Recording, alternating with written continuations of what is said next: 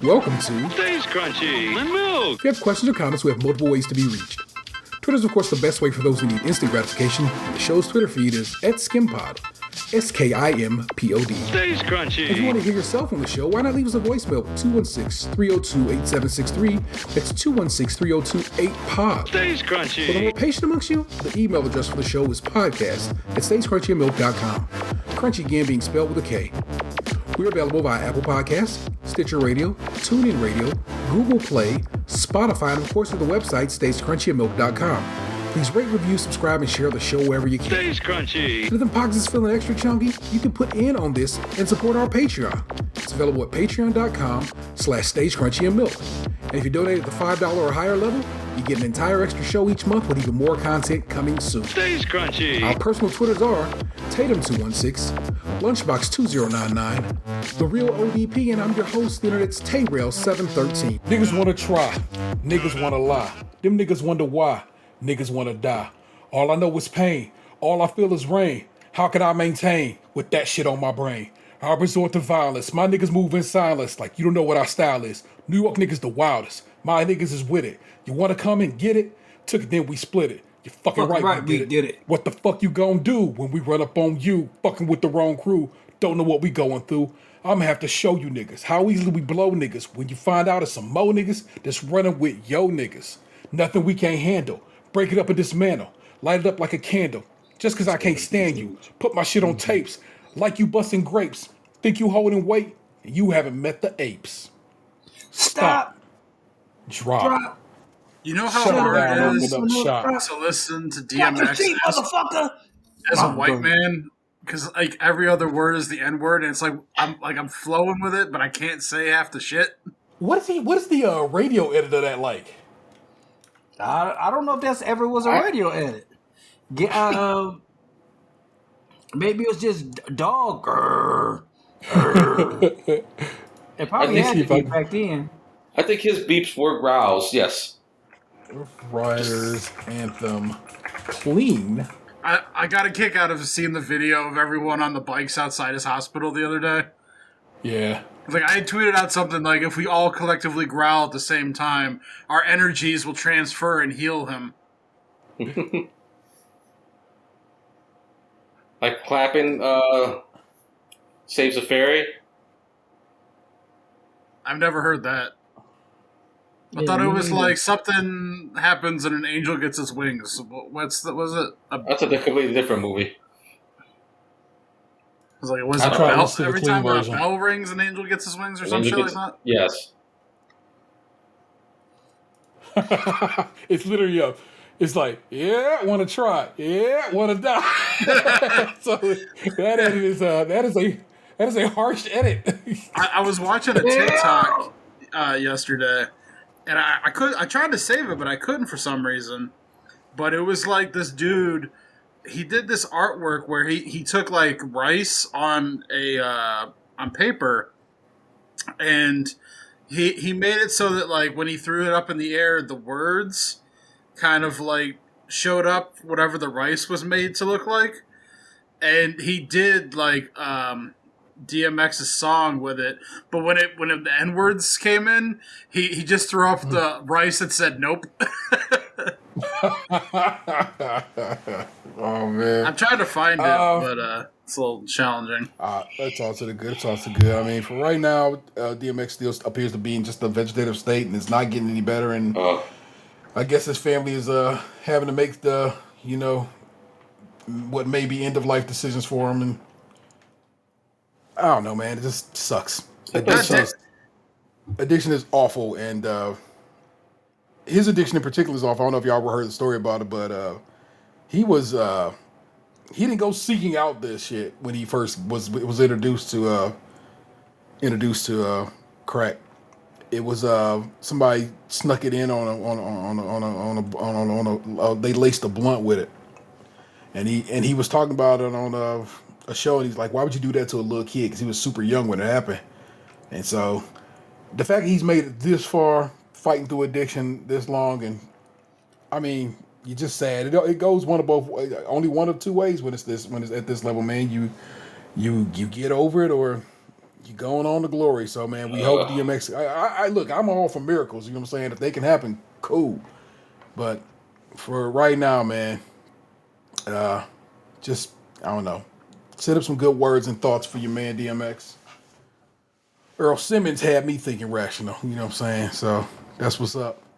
But you know how we roll. I know that's a weird thing. Oh, you know, I guess I should introduce this program that you're on. Hello, and welcome to it. It stays Crunchy Milk. It's episode 391, and now never ever get over the loss of the Library of Alexandria.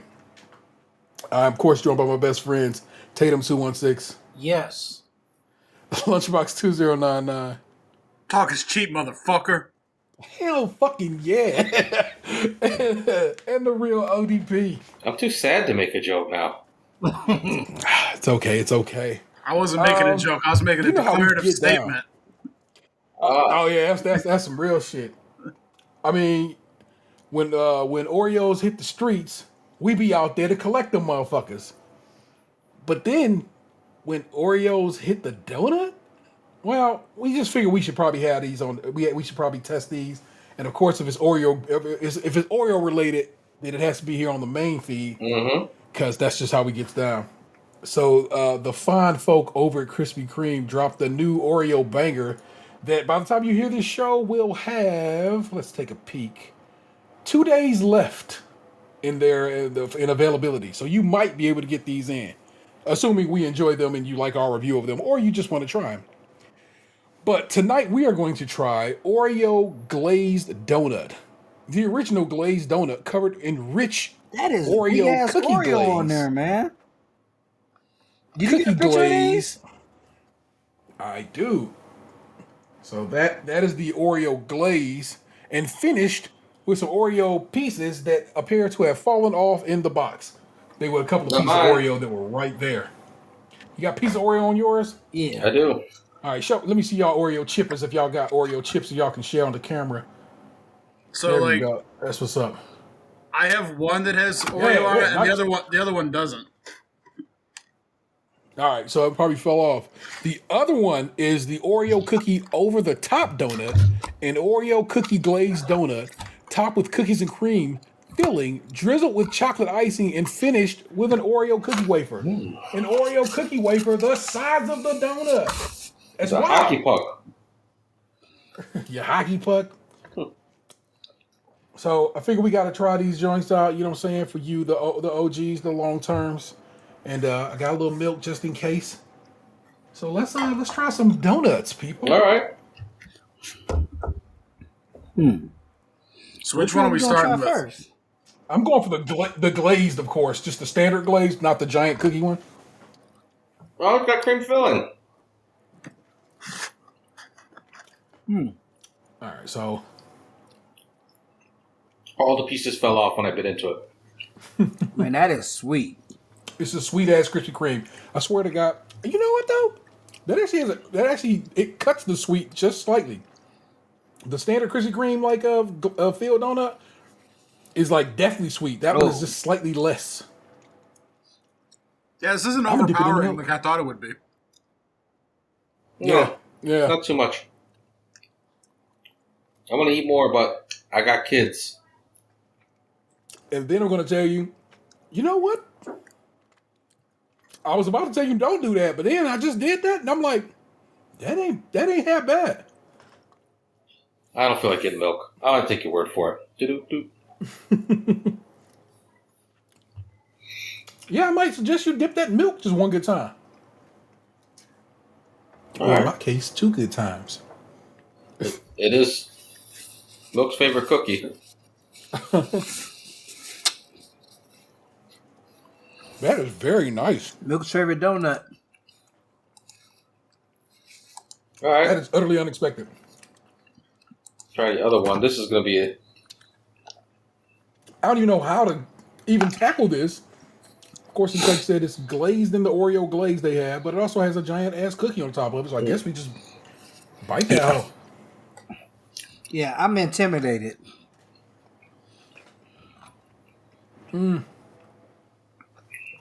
Oh.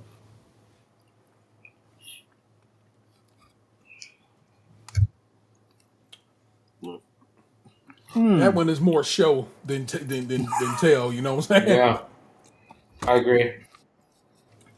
It's a pretty donut. It's a lovely donut, but the cookie glaze is the. Thank you, Krispy Kreme. Thank you. It is very intimidating. Yeah, milk would have been good for that one. The cream one's better. By like leaps and bounds. Yeah, like this one, like with the wafer thing on top, like it just kind of overpowers it without adding much. Exactly. I mean, it's cool. They make giant Oreos, which they probably already have for like For ice cream sandwiches. Chip witches, yeah, ice cream sandwiches. But And what was it? The big stuffed? What I they haven't should seen have that in done, years. what they should have done, was put one on each side so that you could hold it like a cookie and be able to dunk it. see, that's why. Look, That would've been a dope Mondelez idea. Inc. and I forgot who owns Krispy Kreme and they click, but y'all should really be hollering at your boys because we got you on this shit. I'm just pointing out to you, we be knowing. Especially if they'd done that with the one filled with cream. You know? Yeah. Yeah, everything about it should have went the other direction. Well, I mean, you know how we do down. We do a quick little review. I'm actually gonna give that cookie glazed donut a solid 4.25. I really did enjoy it. It was tasty, good in milk. I respect the hell out of it. The other one is, you know what? It is pretty kind of amazing to see. And that's kind of what, remember as I've said in the past, it's kind of like when you put on a show, I kind of give you a little bit more points than probably you actually deserve flavor profile wise. It's not as tasty a donut, but it is pretty cool to have a giant ass, Oreo wafer on top of your donut. So I'm gonna give that one a 3.5. Most of that is just off of its looks, not its flavor profile. The wafer on it isn't as overpowering as you would be led to believe by looking at it. Like, it is kind of like... Yeah, you really wish... It's crisp, but it still has a softness about it that breaks apart easily. But it's not like not brittle in any way. But I definitely like the one with the cream better. Yeah, it's chewy. So, like, it doesn't add anything to the donut. It just makes it kind of, like, unnecessarily bland in a way. But it's not terrible. Like, I'd give it, like, a 3 for show, and it's not horrible. But, the cream one's definitely, like, a 4. Yeah. That's exact numbers I was going to give. 3 to the wafer topped.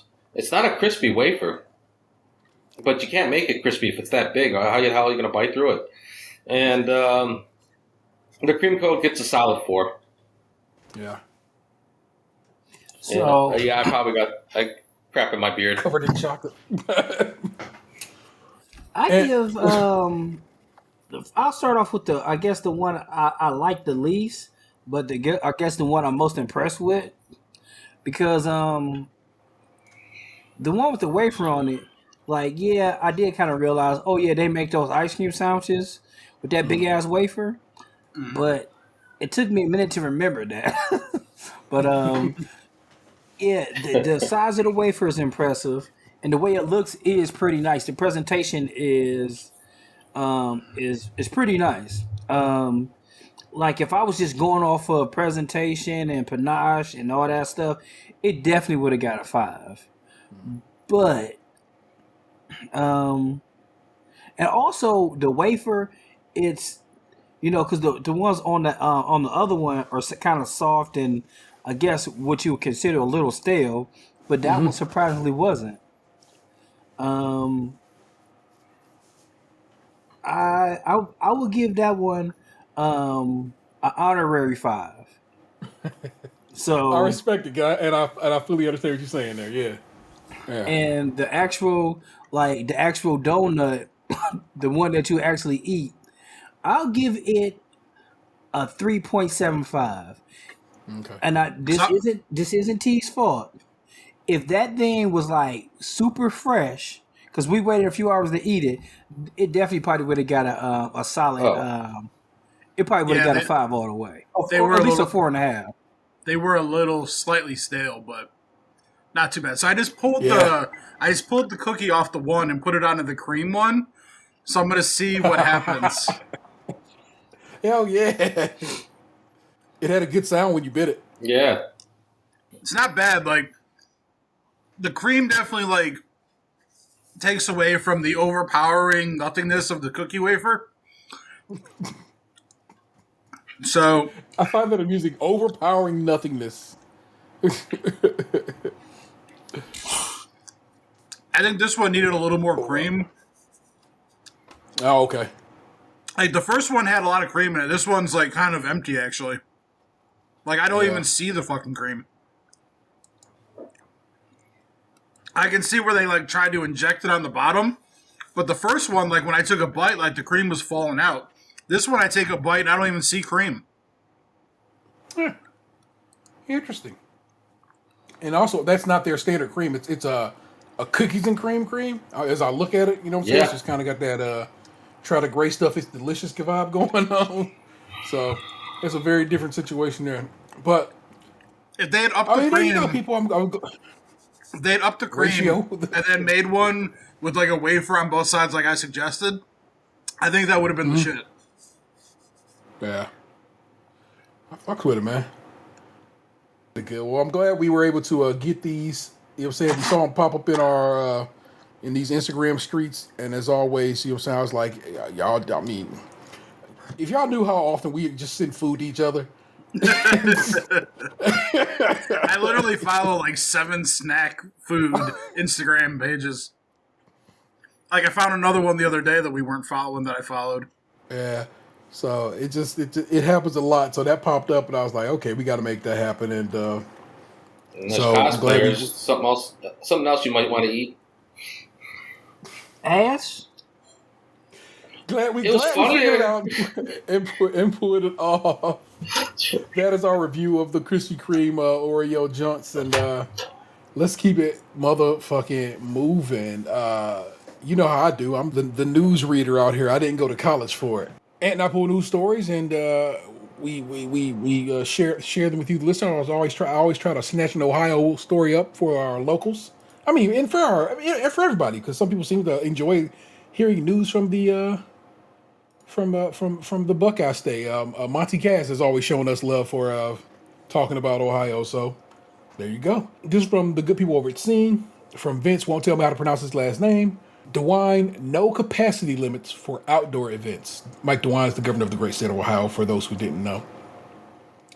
As Ohio continues to turn the corner in the coronavirus pandemic, with vaccinations being administered at a rapid pace and serious COVID-19 indicators like hospitalizations and death stabilizing or falling, Governor Mike DeWine today announced that there would no longer be any capacity limits on outdoor events. That will include festivals and sporting events, though an updated consolidation of the state's health orders that include the change has not yet been published. A DeWine spokesperson told the Cincinnati Enquirer, proper distancing would likely reduce total capacity since the state will suggest the groups be limited to 10 people spaced out by at least 6 feet. It's unclear how that will affect professional sports teams, which are currently limited to 30% capacity. Reflecting a streamlined set of guidelines, the new orders will emphasize mask, distancing, outdoor gatherings instead of indoor gatherings, and hand washing, much the same as Ohioans have been encouraged to participate in since last year. If we can keep those things in mind, those 4 things, we're going to be able to do about anything we want this summer, DeWine said. People are tired, they've been at this for a year, and it has to be simple. More than 35% of Ohioans have already received at least their first COVID vaccine shot. Spring and summer is going to look a lot better this year for Ohioans, but it's going to be based on that common sense, DeWine said. So that is again, like I said, I'm not trying to cheerlead or whatever for the governor, because saying whatever, but that is once again smart, science based, rational thinking, And I'm okay with it. You know what I'm saying? It's okay with at the clip we're going now. You know what I'm saying of vaccinations and two infections to be okay being back outdoors, as long as you still mask up and keep your distance. You know what I'm saying? So I think that's pretty dope. That we're getting there slowly but surely. You know? No comments from the Peanut Gallery. I'm trying to walk it, but I got no walkers. Oh no, I don't. I asked not for comedy. Just if you had any commentary on the matter. I mean, I'm too old for concerts. That shit hurt my ears. Bruh, I have tickets to go to the NFL fan experience at the end of the month, and I realized that like they might not even let me in because I lied and said that I'd be 2 weeks past my second vaccination shot, which at the time I will not be 2 weeks past my vaccination shot. Okay. So depending on how hard they actually check the card, I might not be allowed in. Oh, will they refund you? Well, they were free. Oh, okay. But when I grabbed the tickets off the page, they actually had me check a box that said like, will you have both shots and be 2 weeks past your vaccination or whatever? So I did click yes or no. I lied and clicked yes, but I don't think they can legally ask you to show that card. It's like I don't know if it's a direct HIPAA situation, but I think you're fine. HIPAA only applies to doctors.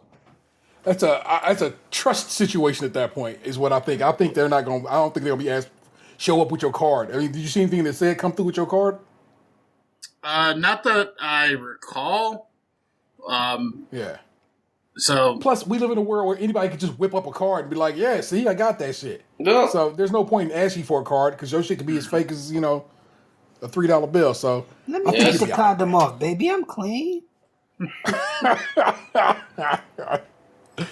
thing here's about one it that you though is like I'm not even sure if I'm like actually gonna go because I'd have to take off work for They were doing them in 3-hour increments, like time slots, to try and like get people in and get them out of there. So like I'd have to take off like work because my slot was from 4 to 7. So I might just say fuck it and just not even go. And then it would have nothing to do with COVID or anything like that, you know. Well, but also part of it too is it's like I'd have to drive downtown, find somewhere to park, walk over there, and then it's just like looking at a trophy, looking at whatever stands they have, and then like leaving because it's not a ticket. The Lombardi trophy. Like they're not actually like those. The draft is going to be here, so that they're just doing like a fan experience. But like the tickets aren't even to let us into the draft. Like they're just for the fan experience. To actually get into the draft, you have to like be chosen by the team. So like, and like, I'm not one for fan festivals. Like the majority of them to me are a pointless waste of time. So I'm kind of like feeling like I'm not gonna go. Like I'm just gonna either give the tickets away or just eat them. Right on. I respect it. All right, next story up, and maybe you can get some jokey jokes out of this one, Gabriel. All right. It's from the good people over the New York Times. This is Elizabeth Diaz and Ruth Graham doing the reporting on this. White evangelical resistance is an obstacle in the vaccination effort. Millions of white evangelical adults in the U.S. do not intend to get vaccinated against COVID-19. Tenets of faith and mistrust of science play a role. So does politics. Mm-hmm. Stephanie Nana, an evangelical Christian in Edmond, Oklahoma, refused to get a COVID-19 vaccination because she believed it contained aborted cell tissue. Nathan French, who leads a non-denominational ministry in Tacoma, Washington, said he received a divine message that God was the ultimate healer and deliverer. The vaccine is not the savior. Lori Armstrong, a Bible-believing nutritionist outside of Dallas, said she did not need the vaccine because God designed the body to heal itself if given the right nutrients. More than that, she said, it will be God's will if I am here or if I am not here. The deeply held spiritual convictions or counterfactual arguments may vary, but across white evangelical America, reasons not to get vaccinated have spread as quickly as the virus that the public health officials are hoping to overcome through herd immunity. The opposition is rooted in a mix of religious faith and a long-standing wariness of mainstream science, and it's fueled by broader cultural distrust of institutions and a gravitation to online conspiracy theories. The sheer size of the community poses a major problem for the country's ability to recover from a pandemic that has resulted in the deaths of 500,000 Americans. And evangelical ideals and instincts have a way of spreading, even internationally. There are 41 million white evangelical adults in the U.S. About 45% said in late February that they would not get vaccinated against COVID-19, making them among the least likely demographic groups to do so, according to Pew Research Center. They beat out Hoteps, huh? If we can't get a significant number of white evangelicals to come around on this, the pandemic is going to last much longer than it needs to, said Jamie Atten, founder and executive director of the Humanitarian Disaster Institute at Wheaton College, an evangelical institution in Illinois. As vaccines become more widely available and as worrisome virus variants develop, the problem takes on new urgency. Significant numbers of Americans generally are resistant to getting vaccinated, but white evangelicals represent unique challenges because of their complex web of moral, medical, and political objections. The challenge is further complicated by long-standing distrust between evangelicals and the scientific community. Would I say that all public health agencies have the information that they need to address the questions and concerns? Probably not, said Dr. Julie Morita, the executive vice president of the Robert Wood Johnson Foundation and a former Chicago public health commissioner. No clear data is available about vaccine hesitancy amongst evangelicals of other racial groups, but religious reasoning often spreads beyond white churches. Dr. Julie sounds like a sex doctor. Many high-profile conservative pastors and institutional leaders have endorsed the vaccine. Franklin Graham told his 9.6 million Facebook followers that Jesus would advocate for vaccination. Pastor Robert Jeffries commented it from an anti-abortion perspective on Fox News. We talk about life inside the womb being a gift from God. Well, life outside the womb is a gift from God too. The president of the Southern Baptist Convention, J.D. Greer, tweeted a photo of himself receiving a shot. But other influential voices in the sprawling trans-denominational movement, especially those who have gained their stature through media fame, have sown fears. Gene Bailey, the host of the prophecy-focused talk show on the Victory Channel, warned his audience in March that the government and globalist entities will use bayonets and prisons to force a needle into your arm.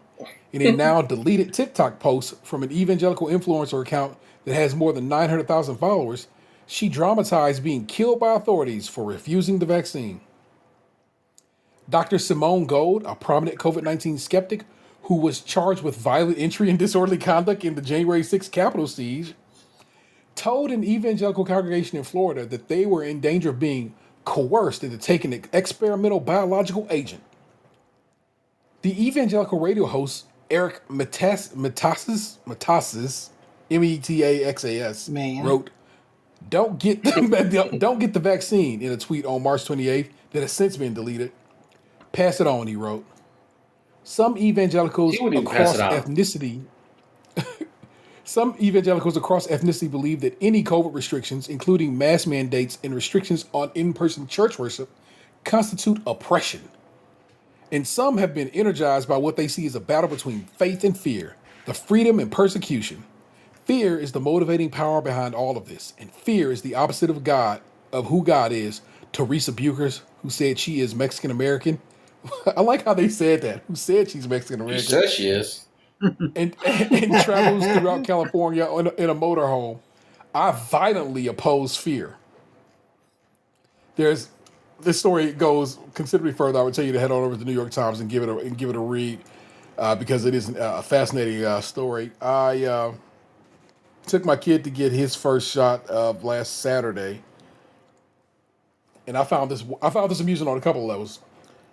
He and I walked past this lady who's just kind of floating, just kind of standing around. I'm like, what the hell are you doing over here?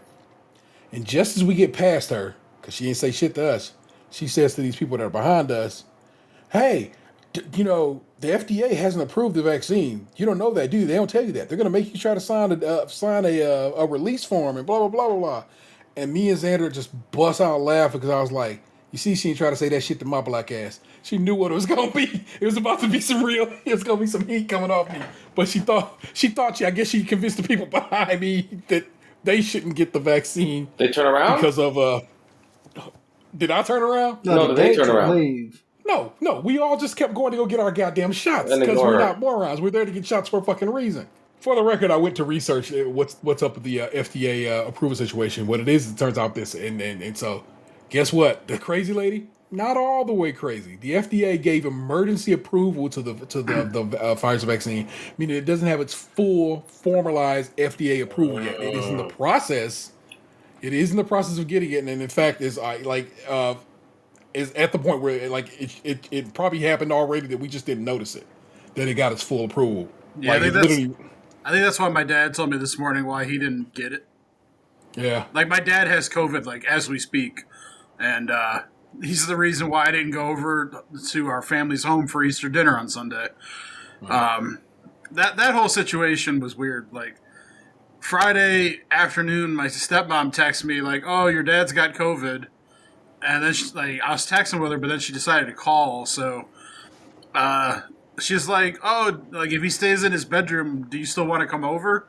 And I'm just like, I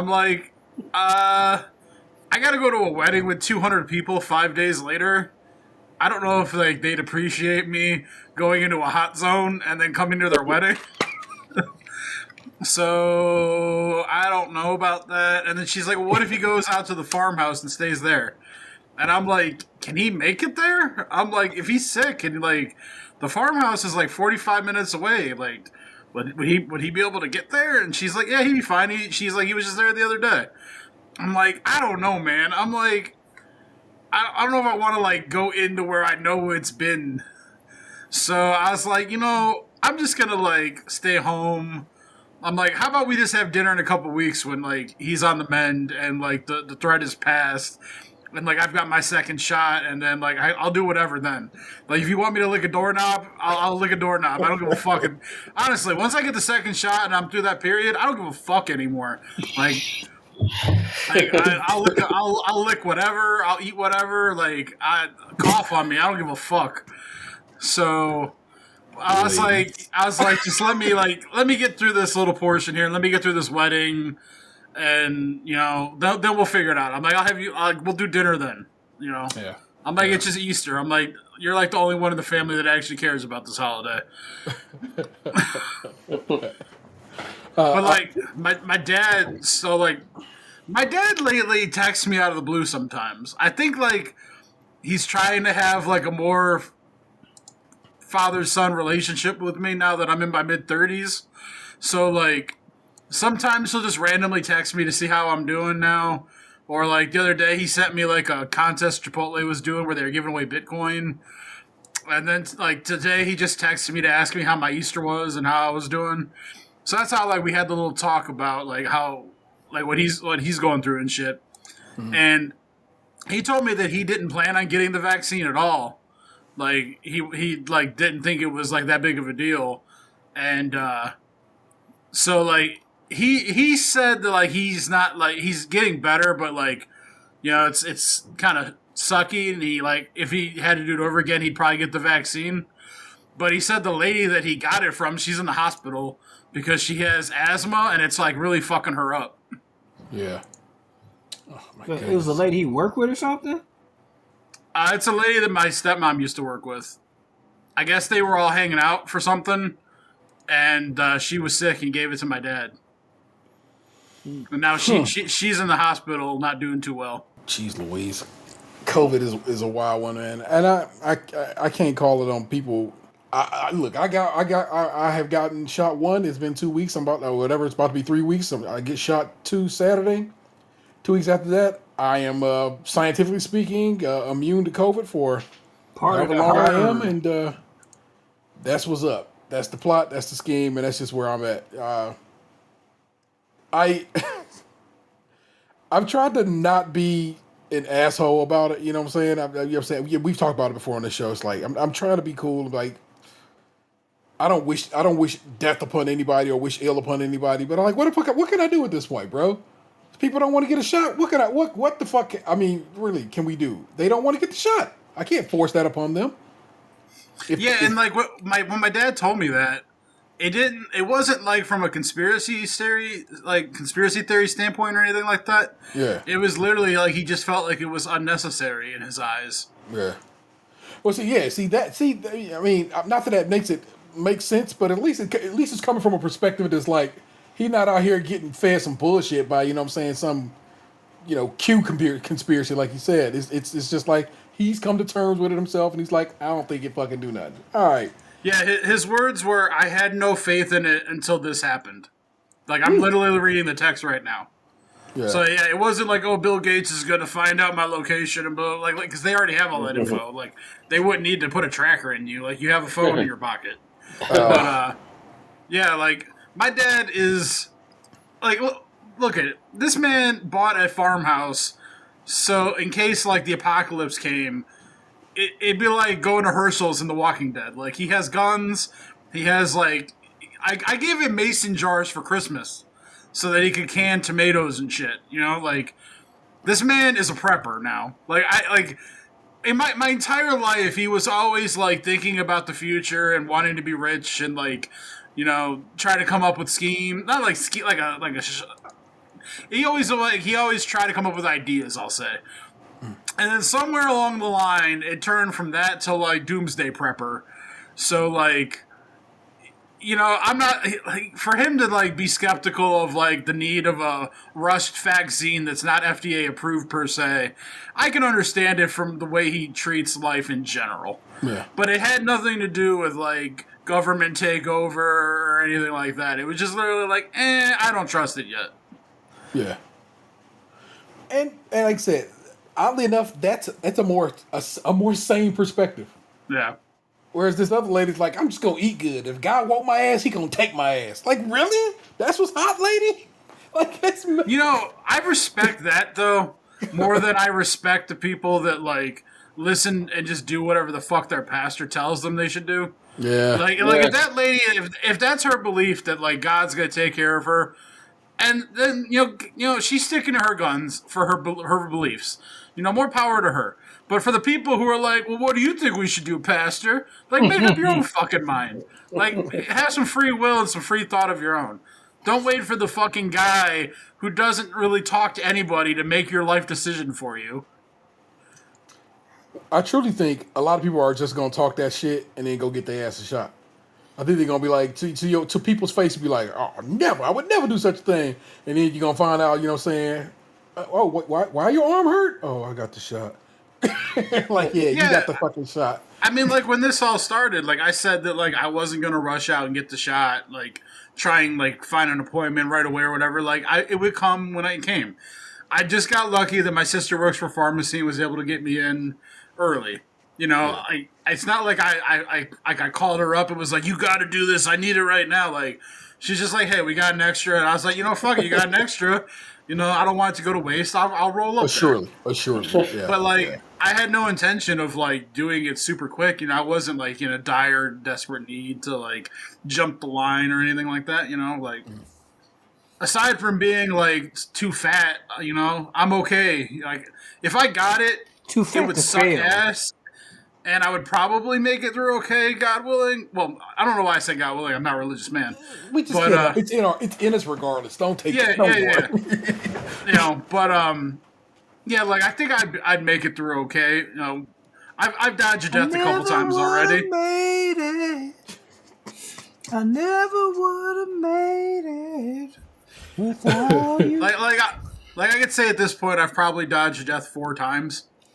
You know, like, if I got COVID, you know, I could see a 5th one coming. You said you dodged it 4 times? That, I believe so, yeah. You got 5 more. You a cat man, right? Hey, if that's how it works, I'll adopt a couple more.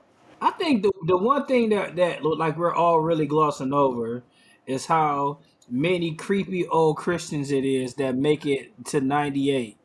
And we really have to think about that. Yeah. Well, they gotta right be now, right about apparently something. They be living till old as heck. The dominant. But currently the dominant strain of COVID is the more infectious. I believe they call it the British variant. And so it's like if you get COVID now, you're going to get the bad COVID that's apparently fucking motherfuckers up. So just be safe. At this point, I think throughout the entirety of the country, if you are an adult 18 and older, and I think in some states 16 and older, you can just go get a shot. And don't worry that, I'm getting a shot before somebody else who needs it more gets it. If you don't go get the shot from wherever, the spot that has them up the street from you, they don't get as much vaccine the next time around because they didn't distribute enough. You know what I'm saying? Or they had a lot of waste vaccine. So just go get your shot, be cool, and keep it motherfucking moving. Trust me, God ain't gonna have no beef with you getting the shot. Just none at all. That's just not how. I believe the God of y'all book Wiles. You know what I'm saying? I don't get down like that. It's all just. I'm about to say, Dan got took over by a bright light.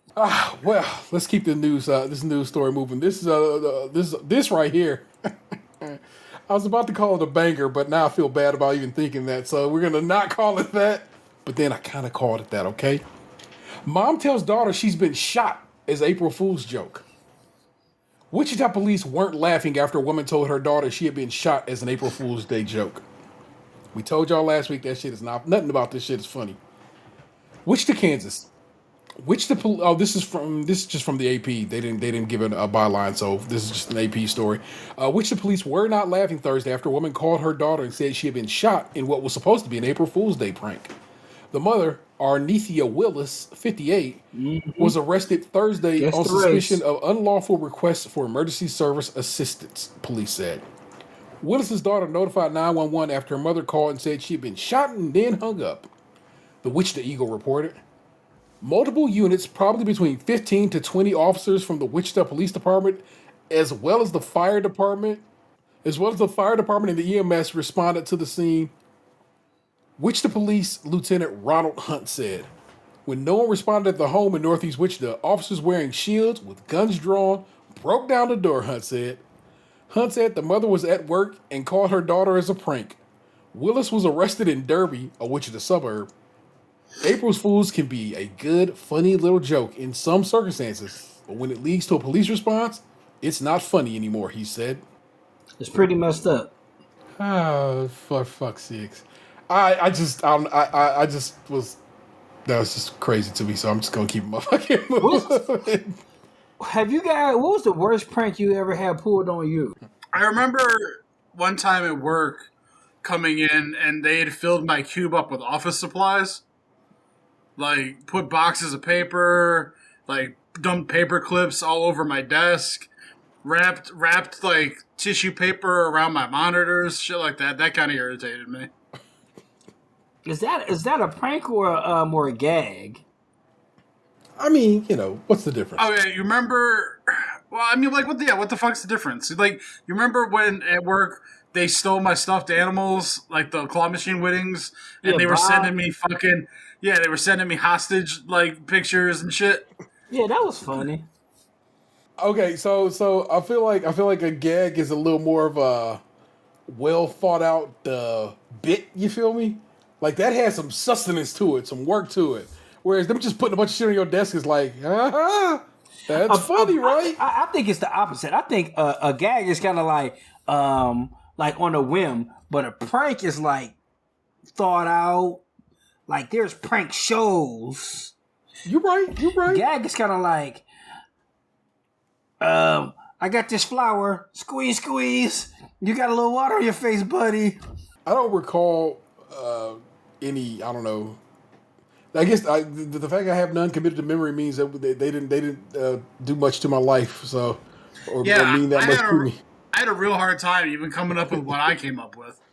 Yeah. Anything? Were you ever pranked? Or I don't know if it was really a prank, but I remember one time I didn't lock up my bike on the front porch like I was supposed to. Oh, you told that story. Where life? And my mother put it in her room. I think she put it in. She didn't put it in the basement because I went in the basement often enough. And then like a couple days later, she was like, "Lock up your bike when you supposed to." I was like, "What the fuck?" I cried. Why did you do that? You just reminded me of a time where I had put my bike in the backyard, like in my dad's house, and when, we left as a family, and when we came back, we found that someone stole my bike out of the backyard, and they yelled at me for my bike getting stolen out of the backyard. They told me I didn't take care of my shit. I'm the victim here. I left with you. It's not like I left it in the front yard. I left it in the backyard with the gate closed. Yeah. Y'all live in a better neighborhood. This ain't my fault.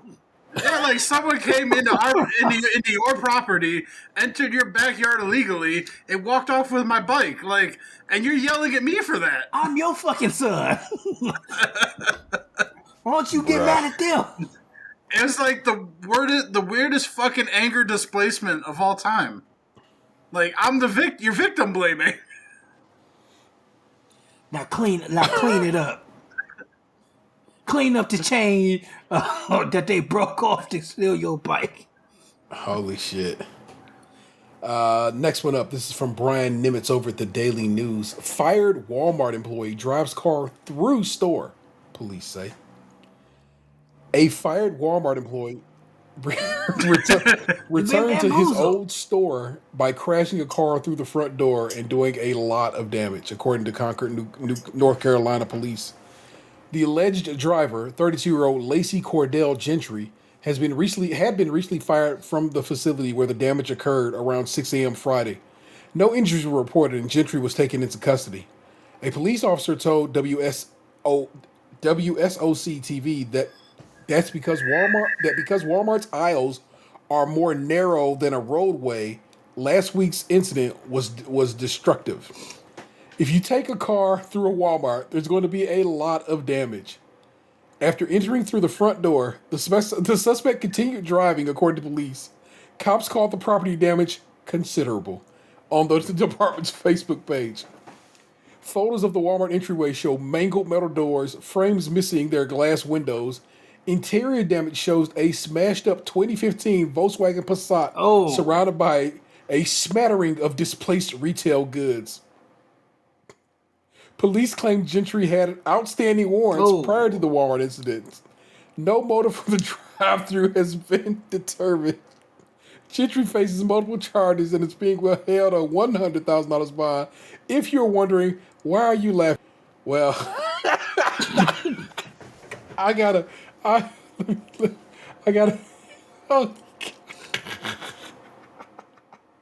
Oh shit! I'm just gonna send this to our Twitter chat. Our Twitter chat. Yeah. Oh gosh. Look at this motherfucker.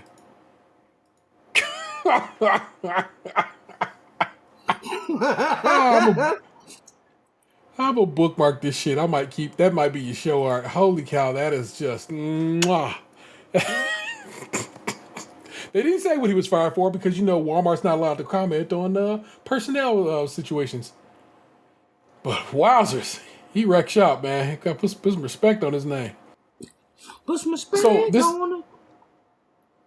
So this last story no more. Actually got into being so big, I had to go do other research. So and sent me this, like I said, amongst many of the news stories we've done tonight, about a guy who had multiple girlfriends and 15 girlfriends, wives, and so forth. 3 fiancés and 2 wives. This guy, Jason Collier. Well, okay, so the one you sent me was from a site I was like, I don't know this site at all. So I can't fuck with this right here. I always try to re-Google things so I can get you like an approved site because I know you. Yeah, and so that particular site was thebomb.com or whatever, and I was like, I don't know your work at all. So I don't know you. You ain't the bomb to me. So I just was like, I'm gonna just go research this dude and see what I found. So I have pulled from 1, 2, 3, 4 sources right now for this story. And I'm not going to read them all, of course, but I just want you to know I got this from a couple of. This is coming from multiple sources. So you did like I do with recipes. Former Stinnett Police Chief Jason Collier resigned after arrest by Texas Rangers. Former Stinnett Police Chief Jason Collier was arrested Thursday after being placed on administrative leave Wednesday, the City of Stinnett Facebook page confirmed. Collier has resigned. Hutchinson County Sheriff Blake Kemp said Collier was arrested by Texas Rangers and taken to the Hutchinson County Jail. Texas Department of Public Safety Sergeant Cindy Barkley said on Thursday that Hutchinson County District Attorney Office asked the Texas Rangers to conduct a criminal investigation into Collier. Collier allegedly sent a text message to a victim with a fraudulent government record attached. The document was a fraudulent marriage annulment, said Sergeant Barkley. Sergeant Barkley said Collier was charged with tampering with government document with the intent to defraud, a state felony. She said Collier's bond was set at $10,000. On Tuesday, an Amarillo woman named Cicely Steinmetz posted on Facebook saying she was engaged to Collier before she learned he was married. Steinmetz's original post has gone viral, shared tens of thousands of times, even internationally.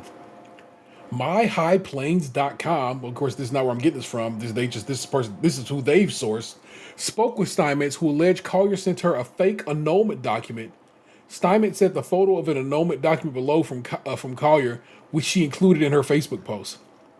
He was like, "Well, I'll get you the annulment." He's like, "Just hold on." And I was like, "Okay, let me see it." And he sent me that. He sent that to me. And I told him, I said, "Well, I'm not going to take that at face value. I'm going to check it out with Potter County," Steinmetz said. "I did not think it was right in his position to be presenting people with false documents like that." The document Steinmetz provided claimed to be filed at the 108th District Court. Judge Doug Woodburn presides over that court. We reached out and shared the photo with him for the annulment documents Steinmetz claimed Collier sent her. No match exists under that name or cause number. Our cause numbers are completely different, consisting of a 0 followed by 6 numbers starting in a 7 or 8. I'm like, okay, Judge, I get it, bro. Your court works different. So basically, this dude was wild cheating out here with multiple ladies, and was already married. So his wife is already like, "Fuck this dude," and they caught him with I'm gonna call this a I don't know. They found a way to they found a way to put some charges on his ass for being just a cheating fucker. But faking documents, that is I don't know if that's a felony. Yeah, it is in the great state of Texas. Everything a felony in Texas, though. Yeah, bro, you can sneeze the wrong way and they coming to get your ass. You can catch the chair for that. but so I think his main crime was not letting nobody else have no hoes, and that's a class A felony in Texas. So what's wild to me about that whole story is that shit happened it looks like in January of this year, right? Mm-hmm. Already you can go over to Amazon and you can get this book, Texted Lies, Whispered Truths, Jason Collier's Story, the Kindle edition, for $4.99 or paperback for $8.99. It started with one simple picture shared on social media, something that happens almost every day in almost everyone's life. But for Jason Collier, that one little photo turned his world upside down. The then police chief of Stinnett, Texas, found himself as the butt of a weary and battled nation's jokes, and they had an endless supply of them. But as flames of the dumpster fire of his seemingly sordid tale rose higher and higher, some began to wonder about the other side of the story. Jason Collier remained quiet until now. Get his side of the story from the very beginning. They wrote a book about this shit 3 months after it happened. Not even 3 months after it happened. 2 months, it looks like. The length of this book. How long is it? A whopping 68 pages. And don't y'all get Amazon for free? Can't you get a book a month or something? Read with our free app. No, I can read with a free app, but I cannot get this book for free. But I'm amused that this man had the audacity to fucking go write a book. I don't even know if the charges have been all the way filed and shit on this dude yet. It's like, bruh. Okay, Patreons, if you want us to read this 68-page book, I will gladly dip into the old Patreon funds to get us all some copies of this here book. This is to call this a book is disrespectful to books. This 68-page pamphlet is. I will. Like I said, I'm sure thing, champ. We can do that. I think we should all just review it, like on Amazon. Like this is 2021's Dirty John. That having been said, is where we wrap up the news this week. But we got some shit popping this week that I think keeps us from going at our standard pace. So though I would normally just hand the reins of the show over to these gentlemen, what happened this past week is that Box hollered at us and was like, "Yo, you got to watch this movie. It's 90 minutes long. It's wild fast. You have got to see it." And then Anthony was like, "Oh, I watched this shit. Y'all need to watch this shit. We talked about it on the show." And so I would like to set off this discussion about the 2020 movie Unhinged, starring Russell Crowe, Oscar award-winning Russell Crowe. A tour de force. And first I need to know, Daniel, what about this movie made you say, my friends need to see this shit? So I first heard about the movie because they were still running it in theaters during COVID. And like I saw the trailer and I was like, oh, that seems like an interesting premise. But like obviously I wasn't in a position like where I wanted to go out and see it. So I always kept it in the back burner of my mind. And last Friday I didn't have a lot of shit going on at work, so I had plenty of time to just watch TV while I was like on the clock, you know? And so like I turned the TV on and they update the Amazon homepage quite often. So when I turned the TV on last Friday, that movie was on the banner as like having just been added to Prime Video.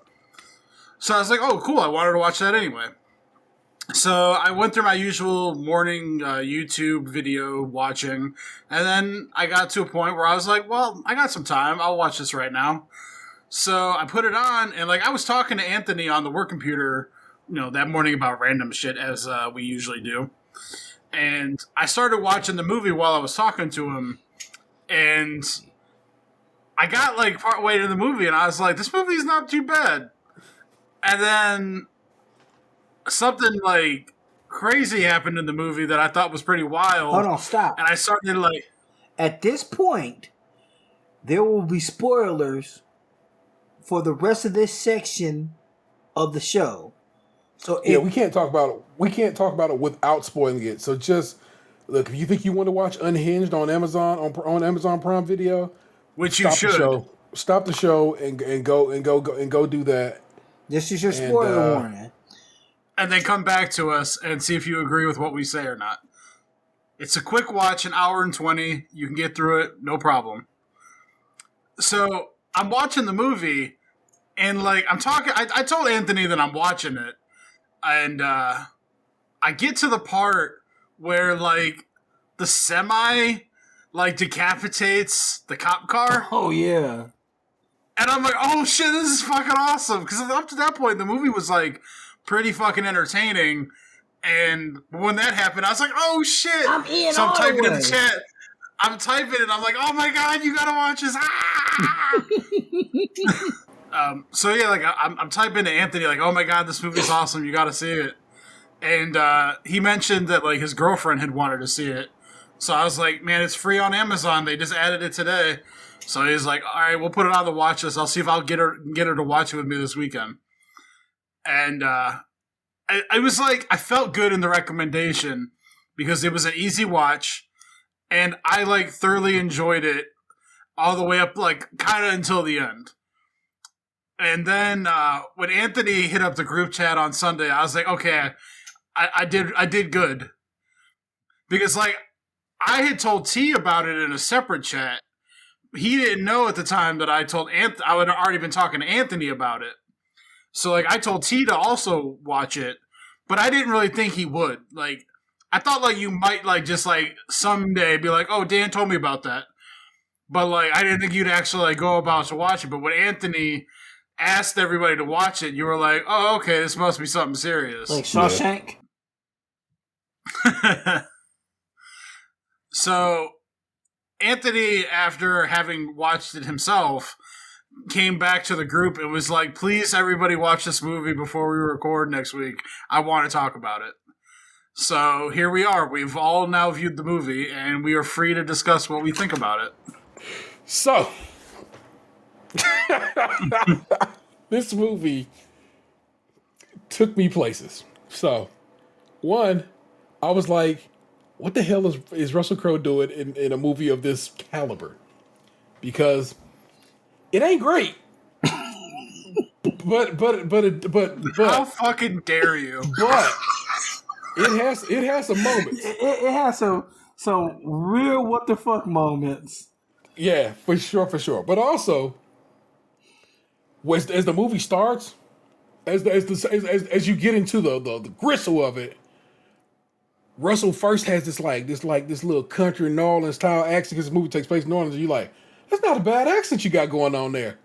He gave that accent up probably after that scene. That accent was gone. I'm like, oh, so we just not gonna do that no more. Fair enough, Russ. My man just is like, nah, we're gonna go back to whatever this is, because he's wildly Australian, so he ended up just going with basically I think his American accent, but he gave up on his little Southern American accent that he had as the movie started. The premise of the movie is fucking psychotic. The woman in the movie is an idiot of levels that I don't even know what to do with. It's like everything about it, I'm like, bruh, really? Yeah. She was just fucking up left and right, and I was so upset with her throughout the entire situation. I was just like, bitch, you fucking up. You are fucking up. You are fucking up. It was just left and right, left and right. I watched it. I watched this with Vanessa. I watched it with my partner because we just had a great little night of movie, Easter of movies. You know what I'm saying? We watched Kong and Godzilla. Then we watched this, and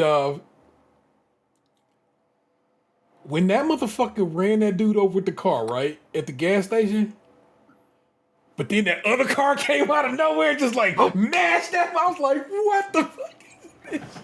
It was no. In fact, let's. I mean, from the beginning, it was already wild when he showed up at somebody's house, went in there with what was that, a hammer axe situation, and just murdered them people, bludgeoned them people to death right there in their home. And then I just happened to have his can of gas with me. Did he have the gas in one hand and the hammer in the other? Yes. Yeah.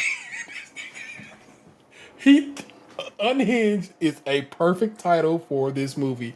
That shit was unhinged. It was crazy. It's upsetting how it was. It was the perfect example of what the Joker says, that like all it takes is one bad day, because you come to find out that like the whole thing starts because like he gets fucked over at work, and like that's who those people were, I believe. Like, no, what happened is he got divorced. That is his ex-wife and her new man, who may or may not have been her divorce lawyer. But I thought there was something that happened at his job where like someone had stole like the pensions or something like that predated the divorce shit. I thought it was all like it was like a chain effect of things. Oh, well, no, all I took it from was that old bird had played him, because he still had his, in fact, they made a point to zoom in on his wedding ring. So I think they were really trying to like break it down to you that he is unhappily divorced. And of course, then when he killed her lawyer, old girl's that was friend, super wild. He was like, he's just a shitty ass fucking divorce lawyer who's gonna rob somebody just like he did just like I got robbed and blah blah blah. And I was just like, it was so basically this nigga was mad that his wife got a divorce and went to go find another man who may or may not have been her divorce attorney. It was messed up enough that he was slamming old boy's face on the counter, and then he was like, "No, don't." He took that dull ass butter knife and fucking ended him right in his damn neck. I was like, "Oh no!" It's like that was the thing about the end though, where it like irritated me, was because at the end they're like, "Oh, he's alive still somehow." No. Her brother was alive still.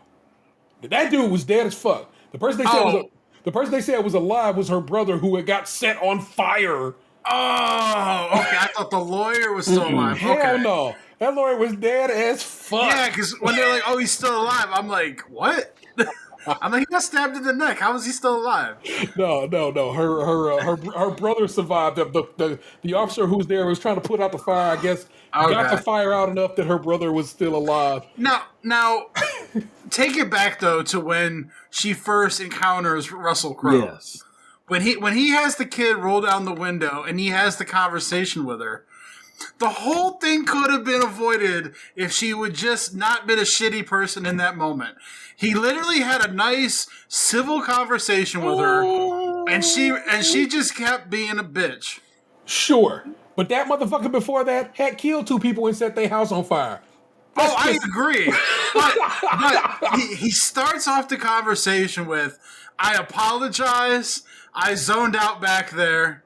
Maybe we can just start over here, apologize to each other, and go on about our day. He literally was just like, that was my bad.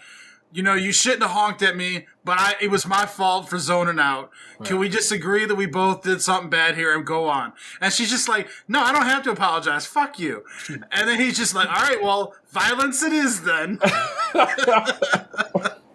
Which is highly entertaining, but yeah, he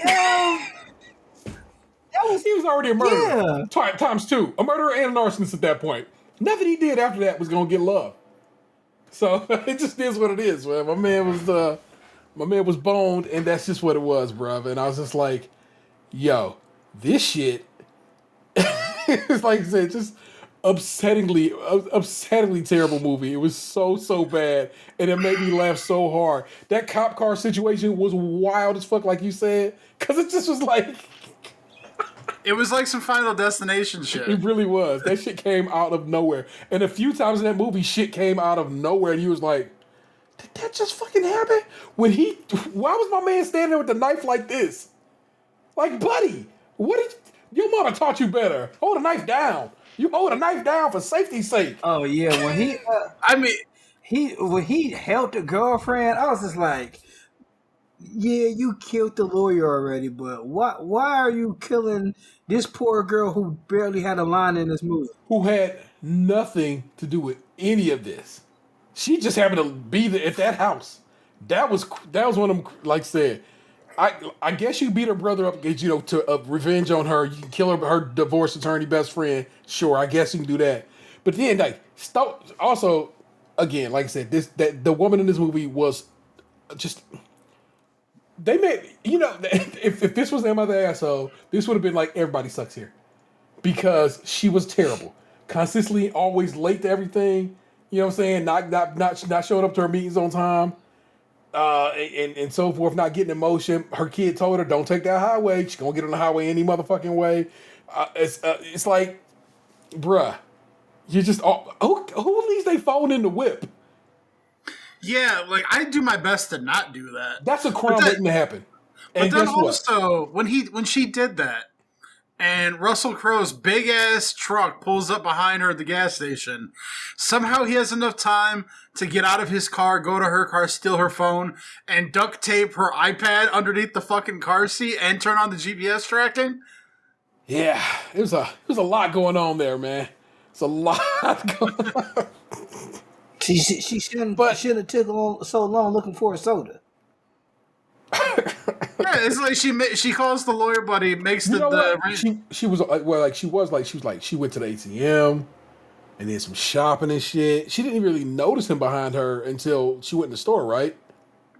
Yeah, like she was at like the checkout, and then she was getting ready to leave or whatever, and then some. So she was in there for a long time, which goes back to her being late. Like she made breakfast plans to go meet the lawyer, and then she's dilly-dallying in the fucking gas station. Like, bruh, like what are you doing? It's just like I said. I feel like that's another I guess mark against this movie is like the person who's supposed to be your hero is awful. You know what I'm saying? So it's like.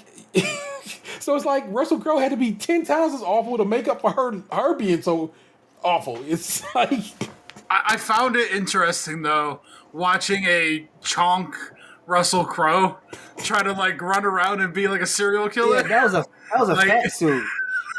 He had gained. He said he didn't want to gain weight any more movies after he did it before. Yeah, yeah. And if you look at his face is he's still got sharp features. You know what I'm saying? So for sure, he good to go But and so forth. I just like I fat said, suit technology has come a long way. yeah, since the Friends episodes where they made Fat Monica. Now, the thing that like got me was the end where Russell Crowe's choking out her son with the lamp wire or whatever. And then, like, she takes him down in the most, like, cringy action movie kind of way. I hate that part. Yeah, the movie for me was super hella entertaining, and I thoroughly enjoyed it up until the end confrontation. How about that double tap, bitch? Yeah, that was all cringeworthy. But what really got me was the fact that, like, so her and her son now have just been, like, attacked by this guy all morning, like, he's killed her best friend. He's killed the kid's uncle's girlfriend or fiance or whatever.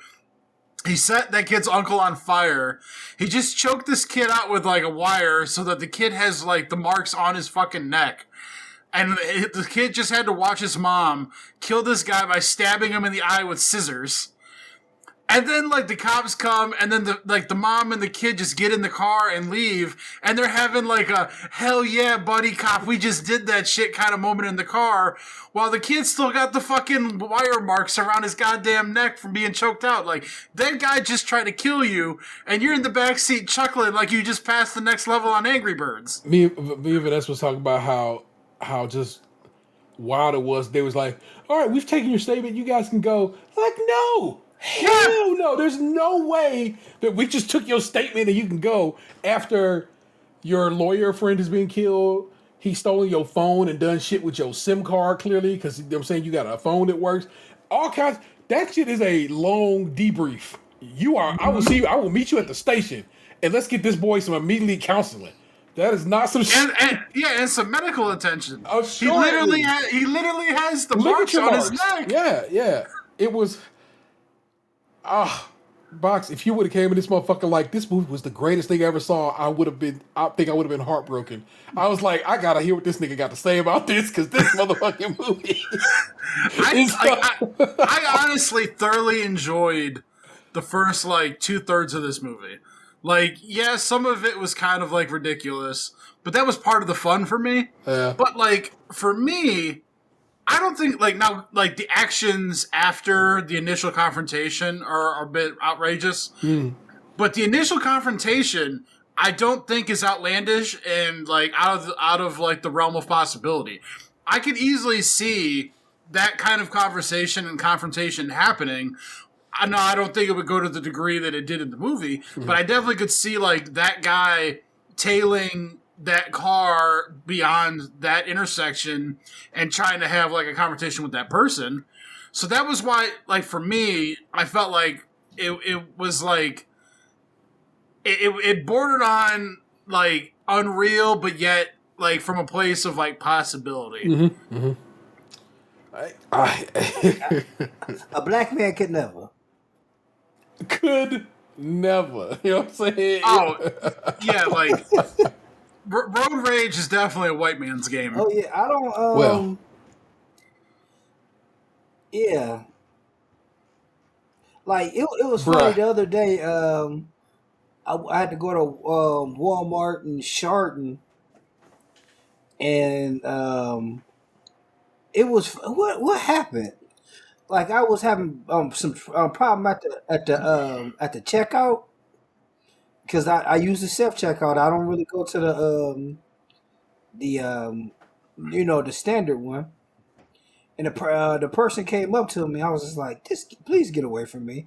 Ain't nobody gonna steal from your store. I'm black and I'm 20 miles away from home. Ain't nobody gonna be doing that shit. Oh shit. What's about to say about that damn movie? So the fact that he could just walk in that diner, kind of act the fool, and everybody just like, oh, and then just back away and not do a goddamn thing. That's another reason why I knew this movie was unrealistic as fuck. New Orleans got concealed carry, bro. Everybody can get it, and that's right next door to Texas. That man would have got shot dead as fuck right there in that goddamn diner. But maybe not. Maybe they would never shoot a white man in New Orleans. But the fact that people were just like, you just beat the shit out of this man, stabbed him in his neck with a fucking dull butter knife, and walked out unimpeded. Waffle House got the worst butter knives inside. The thing about that whole thing that was kind of like shocking to me was the fact that the lawyer just let him sit down and he started like just talking to him all willy-nilly. Like, yeah, he pretended to know her, but like, I'm like, if I was in that position, like, I don't know you. Yeah.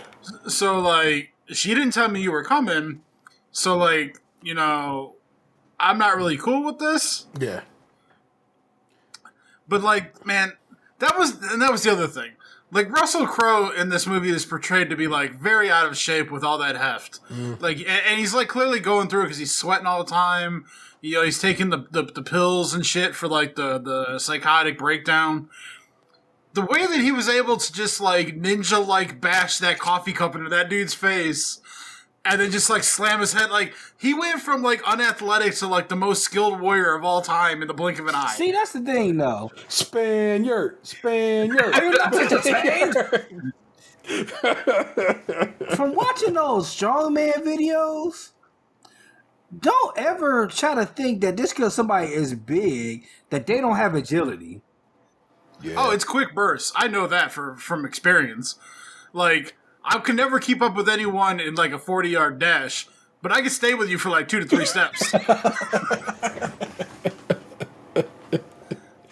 Yeah, Oh but my if we sitting at a table, you're conserving energy. Yeah. It's like a Spirit Bomb from Dragon Ball Z. Just You really did Kamehameha motherfucker with a mug.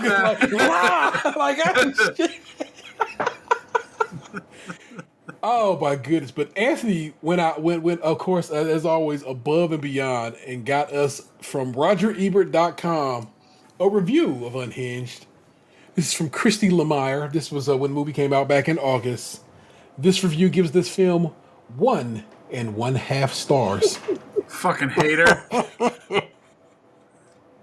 The license plate in the unnamed state where the thriller Unhinged takes place read, America's Heartland. The suggestion is that the horrors that occur over the course of one inordinately eventful day, and the ire that prompts them in the first place, could happen anywhere. Even in a seemingly wholesome, secure part of the country. For the record, Unhinged was shot in Louisiana, land of the film production tax breaks.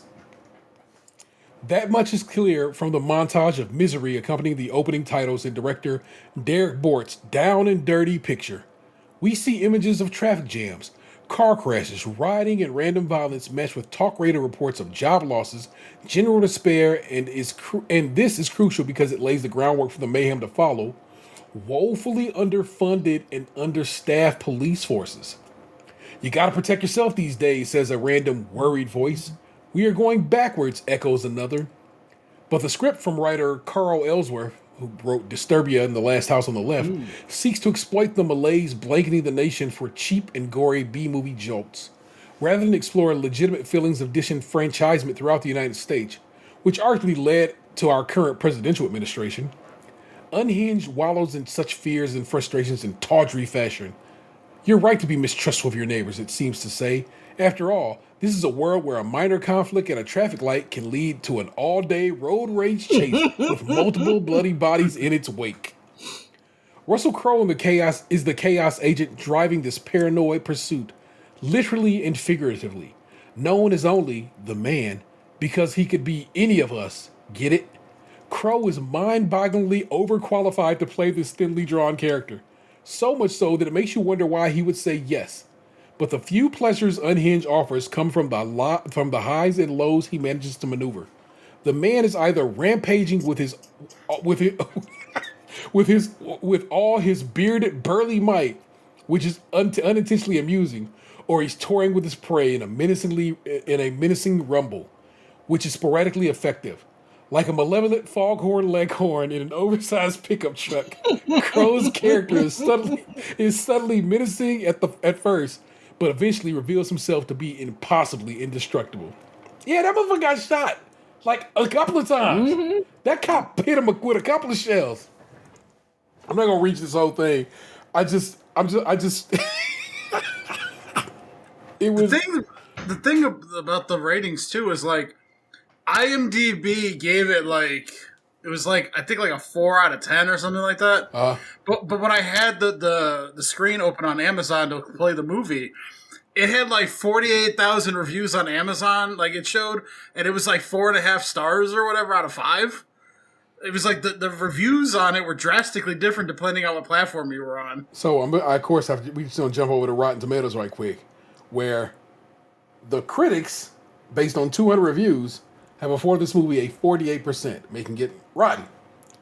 The audience score is based on 2,500 plus verified ratings, have this movie at 77%. A C. This movie is about that. That's about right. I would say it is a C movie. Not a B movie, not an A movie, a C movie. It's like a C plus. No, nigga, don't be no. It's 77% is higher than a C is a 75. It's approaching C plus based on the percentage. It looked at C plus and wondered how could I get there. it It's did not. at 77%. Like when I was in school, 90 to 100 was an A, 80 to 90 was a B. 70 to 80 was a C. This is the problem we have right now. People be looking at them numbers like it's a school grade, and that's not what we doing here. Again, I'm being generous here and trying to be fruitful and just get this motherfucker a C, and you over here trying to extend. I like the movie. Like the ending was shitty. But I like the movie. Much like everything else we do here. Yes, I will give it a solid high D to a C plus. Like that lady was stupid. Like the parts where Russell Crowe was in was for the only thing that was missing was more blood just spurting out of his gunshot wounds or out of different like the parts that Russell Crowe in, other than him talking, were flawless. That little kid was stupid. Like, what was the point of the mother having Alzheimer's or whatever was going on with her? They could have left that whole part out. Oh my God, that whole okay. So because that meant she was in the Nursing home. The extended care facility, and her house was empty for your ultimate, you know what I'm saying, showdown spot. That's where you had to go have your ultimate showdown at her now empty home. Well, no one living there home.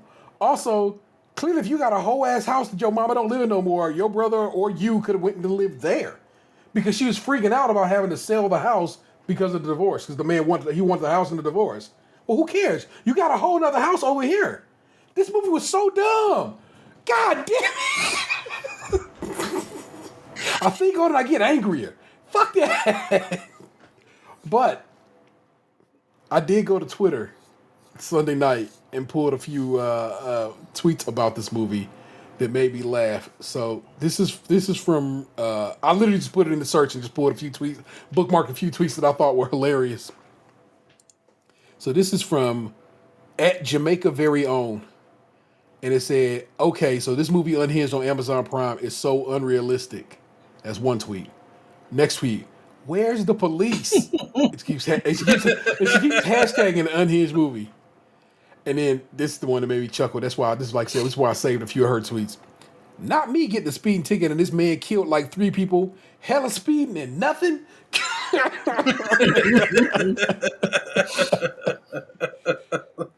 This one is from @Quinoa Mode. And his or her tweet was, "LOL, the tagline of this movie is, it can happen to anyone. That bitch was dumb and confused as a cricket in a hubcap. It can only happen to someone just like her. Any other person, and he either gets shot, arrested, or both in the first 10 minutes. Correct. And this last one is from @_Mellow Brown. "Y'all need to watch Unhinged on Amazon Prime. This white bitch gonna piss you off the whole movie, though." Now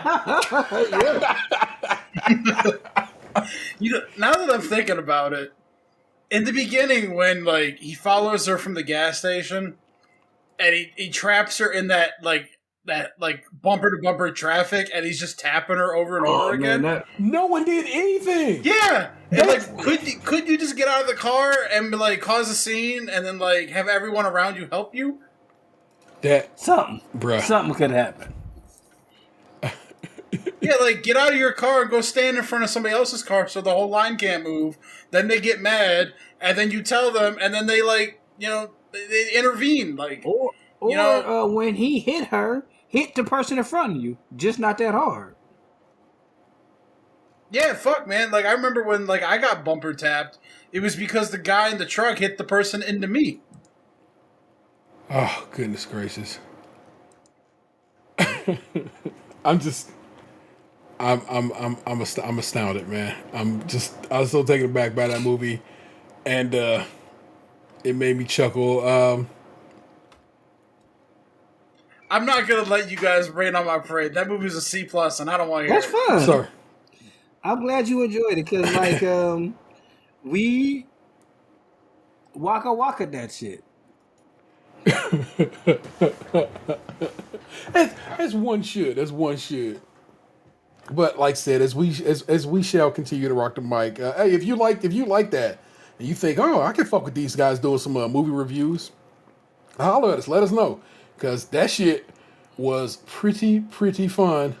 That was something. The Podfather had to drop out from the show. People, my apologies. His computer was misbehaving, so big up to him for joining us for the parts of the show he could. Trust me, he went home from work tonight and watched this movie to be prepared for this section of the show. So I'm sure he has some opinions on it too that maybe we'll get with him to share later, and I can just edit into the show. Edit into the show at the end or something like that. So I know, like I want to hear what he has to say. Like I'm bummed out about the fact that like he's not here. Yeah. So it's also good, but I think we've had enough of this to just go ahead and dunk on over to Am I the Asshole? And I don't think any of y'all will mind. We got one banger. Let me make sure I put this bitch right up front, because this one Box sent us the other day, and I was like, I cannot wait to read this shit. Where the fuck did that shit go? Okay, there it go. So I'm gonna slide this bitch to the top.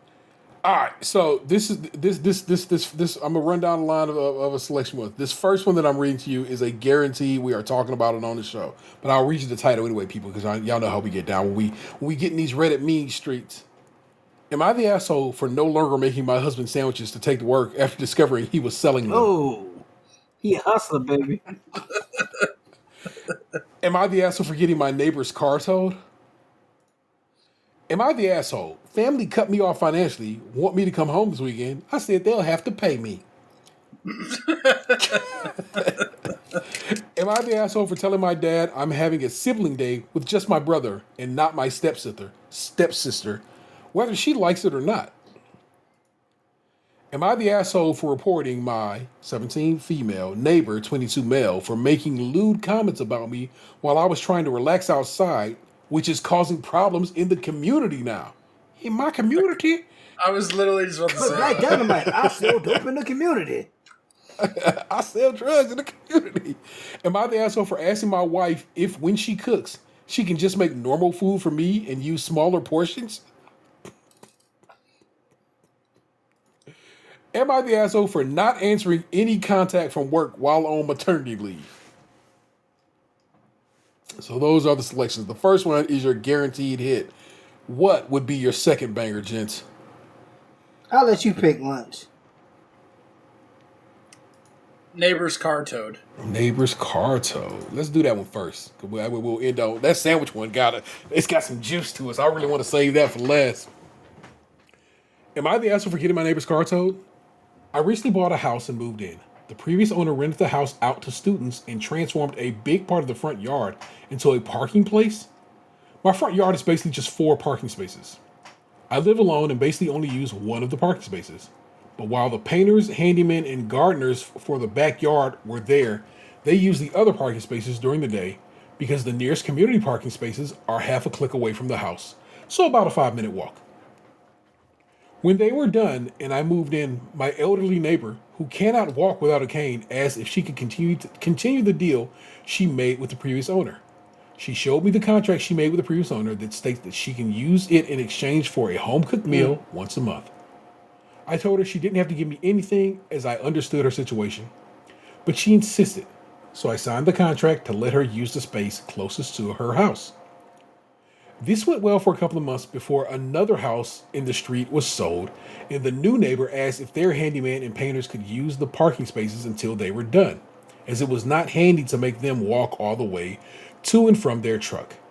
It's not allowed to park on the street. It's not allowed to park on the street on my street. I told him it was fine, but only the handyman and painters can use the spaces. When they are done, I don't want others, and I did not make a deal with using my parking spaces, as I like to keep the spaces clear for my girlfriend, friend, and family when they are allowed to visit again. That means they not using them spaces right now, dog. But anyway, fast forward a month, and the handyman and painters are finished. The house and the new neighbors started using the spaces. I told them this wasn't what we discussed, and they had to leave. They told me the spaces are community spaces, and she and her husband could use them, and I didn't need 4 spaces for myself. I told her to move her cars or I'd have them towed. They moved the cars and didn't use the spaces anymore for a week. As soon as she parked her car there again, I immediately called a tow company, and half an hour later, her car got towed. The next day, she came up to me asking me where her car went. I told her I had it towed because she parked in my front yard. My friends tell me that I'm being a petty asshole for having her car towed, and she should apologize. My girlfriend tells me I did the right thing, as they would have probably claimed my entire front yard as their personal parking spaces if I didn't make a point out of it. So am I the asshole here? No. You gave them a chance. You set the line. They decided to cross the line. And you got to put a motherfucker in their place so they don't become habitual line steppers. Mm-hmm. Habitual line crossers have to be dealt with. Habitual line steppers. Yeah, like, when it comes to, like, your personal property, you got to draw those boundaries.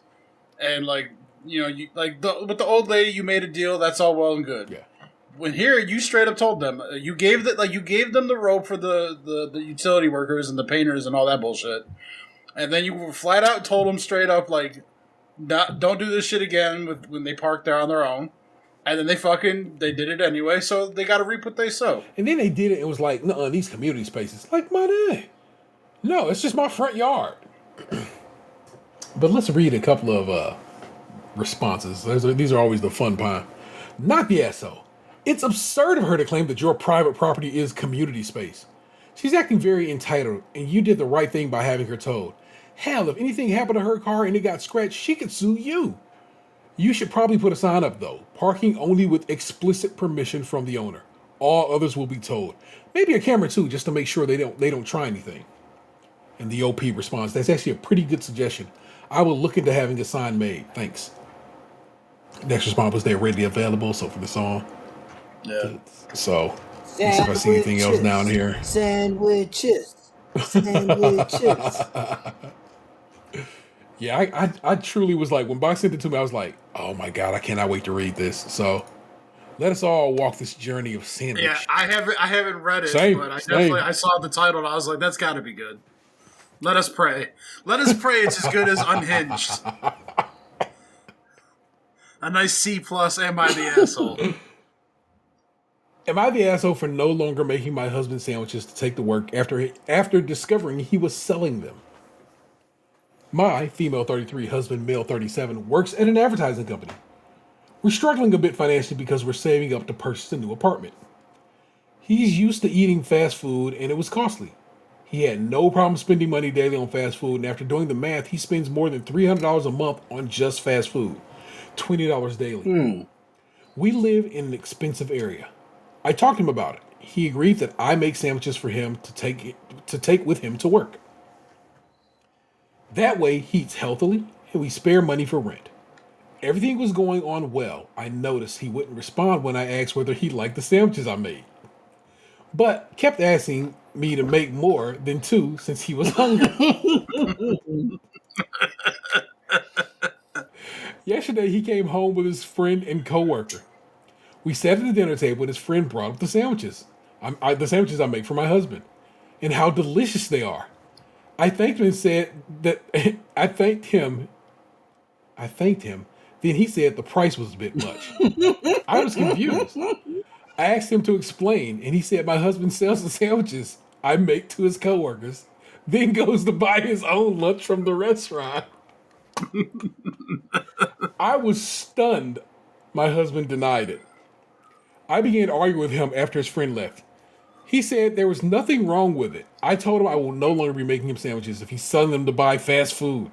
He defended himself, calling this an overreaction since he's not spending the money on fast food, and said it was being unfair to start an argument over this. I walked into the bedroom and stayed there. Then he said I owe him an apology for God knows what, and he didn't think it was acceptable of me to lash out and say I won't make him sandwiches anymore. You gonna make daddy a sandwich and make daddy a sandwich. I literally just said this last week. I'm going to repeat it this week. Men are terrible. This one of those comments that got the red. But man, that dude was fucking smart. Yeah, that was a genius move. Like, what has she got to be mad about? Obviously, that dude likes his fast food. Also, they don't have to live in an expensive area. They chose that life. Anyway, this particular comment is in a red box, which means I'm saying people have really hit this motherfucker up. Not the asshole. He was profiting off your kindness and labor. He kept that, and he was selling them he kept that he was selling them a secret because he knew he was wrong. No, I'm not gonna go with all that. I don't think he's wrong. Trife, I'll allow for. I want to know how good these fucking sandwiches are that his coworkers are willing to buy them off of him. That's gotta be like a fucking thick like deli sandwich or something. Like I'm not buying like a chintzy ass bologna sandwich off somebody. She must put lettuce, tomato, and pickles in that bad boy. I remember it was a kid. His name was T's. His name I know T's gonna cut it anyway. His name was Antoine Ferguson, and his mom used to pack him a lunch every day. And when you were junior high school, it was Domino's pizza. It was all sorts of deliciousness and home baked cookies that you could have. But we were wondering why his mom would still pack him sandwiches. And man, me and a friend of mine stole Antoine's lunch one day. And we ate it. It was so good. It was so good. Why was the sandwich so good? Like, what does Mama do to hook that? Now, when I was younger, my mother only bought Miracle Whip because my brother liked it. And since I'm a little brother, I don't get to say shit. And what I discovered is his mom used like Hellmann's mayonnaise on his sandwich. And it was on some pretty decent bread with some good cheese and good quality turkey. And she used to hook it up. Man. But it was just mayonnaise and good bread and cheese. Solid. But he was so mad about it. But we stole his sandwich. Y'all remember we discovered that this person is always in these Reddit streets on Twitter, such hockey wow. Oh. And they responded to this what you call it. I noticed that when I clicked on the link when Box into it, I was like, ooh, cool. We got such hockey wow in these streets. And her response was, he isn't the one making sandwiches, therefore it isn't his money. Also, I'm pretty sure you need some sort of permit to sell food to people. Possession is 9/10 of the law. Bruh, I think if he had a sandwich business going on, but this is just like, this is trading lunches. You can do that. You don't need a license for all that. Such hockey wow. I'm disappointed. I was happy to see you had made a statement thinking it's going to be something insightful. Your shit is terrible. Like, going back to the original thing, I don't understand why the girlfriend's upset. Or the wife or whatever. All right, so...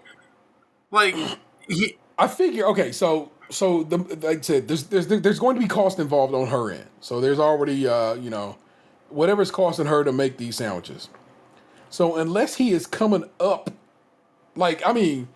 basically he got to be making $20, probably 3 times as much to make this a good deal, right? because it's got to be enough money to cover the cost of what it costs to make the sandwiches, right? Mm-hmm. There's got to be enough cost to cover his business expenses, which is him going to get lunch, and then you got to have some profit, or what's the point? Yeah, you know what I'm saying? Well, I don't think he was in it to make profit. He was just in it to cover the lunch expense. So, but I think they're missing a golden opportunity here. Clearly, there's a market for her sandwiches. If they up production, they might be able to feed him his fast food and turn a profit. There you go. Yeah, I think he was just getting enough money to get to buy the fast food that he wanted. Yeah, I think she's upset because he being a little bitch like, well, you owe me an apology. Like, motherfucker, no, I don't. But maybe we can discuss maybe making this a better arrangement so we can go ahead and, like Dan said, stack these chippers. Maybe we can make something happen here. And somebody was responding to the Twitter feed. I feel this could have been avoided by him saying, I don't want your sandwiches, but some mates from work like them. Let's sell sandwiches so I can eat whatever I want and we can have extra cash for rent. But no, he had to go and be shady. That's what it is. It becomes... Yeah, I could see that, like, she made the sandwiches for him. So it's like it's a broken trust thing. Yeah. But I'm just saying, like, there's opportunity here for both people to be happy. I just don't... Well, you know what it is. She made them sandwiches with love and was hoping he was enjoying the sandwiches and they were getting him over the hungry hump, you know what I'm saying? And it turned out your ass was just throwing the bitches away, practically, in her mind. Now, those were controlling sandwiches. Yeah. Because he had something going on that he enjoyed, and she didn't want him to have it because she didn't think that they could afford it. So she made them sandwiches to control him. He found a way to wiggle out of that grip of control, and she ain't happy about it. I just think it's made up. Ain't nobody paying for no homemade ass sandwiches in plastic wrap. I mean, they using the word mate and talking in kilometers. It's a different. Yeah, what? Yeah, like I thought maybe this was British. This is definitely. It don't got a Canadian enough vibe to it. Let me see if I can figure out where this person like the last one when they said click. I was like, are they an army vet or something? Well, no, it's just kilometers, and that was me saying clicks because they say kilometers. That's just me. That was my own little read on that. Let me click. See, I didn't even know that that's what that meant. I always just heard clicks in movies with soldiers saying it, so I just assumed there was some unit of measure that they knew. It is like army time. No, it is indeed a kilometer. Tanny 109 is this person's name, and they're a new user. In fact, they made this they probably made this account just to make this post. So, well, here while we're out here reading, let's just read this. Yes, I couldn't help but feel that it was disrespectful of him. He ignored that I make so much effort to trying to make him a variety of sandwiches and taking time at night to prepare everything. Not to mention going to the grocery store and buying the things he prefers. He makes about $15 a day by selling sandwiches, and he goes to buy his lunch from the restaurant. He said I shouldn't feel mad because since he's making his own money to buy his own lunch.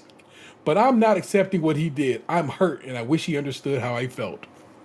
Yes, it's like he think he found a hustle, but he didn't find a hustle. And what hustle did you find at what cost? You know what I'm saying? What did it cost you? Everything. Oh my goodness! Something I noticed, and I don't think we did it with intent, was the last couple of weeks we kind of just glossed over our little game segment, and I wanted to make sure I hit it this week for a couple of reasons. One, I've been playing some games, and two, it was some gaming news that was so major, it really did shake the motherfucking industry last week when it was announced, and that is Mlb the Show, a game that has been a Sony staple for since the show came out in 2006, but they've been making Sony's has been making these baseball games since 1997. Is this year for free if you're an Xbox Game Pass member going to be on Xbox. A Sony produced baseball game is coming to Xbox, and motherfuckers did not know how to act Sony fans was wild angry, feeling like Sony got the shaft or a raw deal, and so forth. It was crazy in the industry off of this shit, and I think it's pretty amusing that let's see, when's the 20th? A couple Tuesdays from now, when this game releases, I get to just play it. I don't got to go buy it. I don't got to do shit. In fact, as soon as it goes up available for download, I can just click and have it download, and it'll be ready for me to go for no extra charges. You know what I'm saying? I've paid for my Game Pass service. That shit is that's sunk cost at that point. And I think that's so wild. And people was just like, to some people they were angry about it and so forth. But to me, I'm just like, sweet. Get to play this baseball game on my preferred console of choice. I fuck with it. So I'm with it. But like do y'all have in y'all still at this point in time, do y'all have any of that old console war still in y'all system? Where every now and again something make you go, these motherfuckers over here. Can't believe they got that and I didn't, and so forth and so on. No. Not really, no. I every now and again, even though I can walk over to this TV right now and play any damn PlayStation game I want, I get an itch when they say it's PlayStation exclusive. I'm like, you motherfuckers, why? And I'm like, well, I can play it though. Why am I so angry about this? It's unnecessary rage. So I still have a little bit of that fanboy in me situationally, and so I do have that in me still. It makes me chuckle that I still got that after all these years. Because it's just dumb. I don't need that. I can. The reason I own the consoles is so I can play them. That's just how it works. You know what I'm saying? But there's this game again on Game Pass if you have it, but also you can just buy it. It's on all the systems for if you want to purchase it. Called Narita Boy. And Narita Boy is the story so far is very much like the movie Tron, where you are basically sucked into this computer world and are trying to collect the memories of the original programmer of the whatever they call him. And I've played that game for like 2.5, 3 hours right now. And it's so good. It's beautiful. It's got this weird kind of pixelated graphics vibe, but the animation is super smooth. And like, the music is insane. And I'm just telling you right now, Narita Boy, on everything. It's available everywhere, but like I said, in particular, if you have Game Pass, it's free with your subscription to Game Pass. You can just go download it now. Yeah, it's a download. If they ever make a physical version of it, I'm buying it. I don't care. I will cop this game because I like copping physical versions of the game. Just kind of like that's a bit of the collector in me, and it's so good. And I'm probably going to spend. I'm off again from work tomorrow, and I think I'm going to spend some time with it tomorrow and try to see if I can get a little further into it. But it's very, very, very good.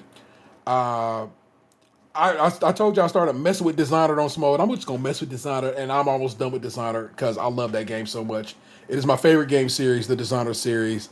So playing through the first one again is a delight. It's just a great game, and so I just gotta fuck with it. And I feel like a lot of games this year have been pushed back. Like a lot of games I want to fuck with have been pushed back or delayed outright until next year because of COVID.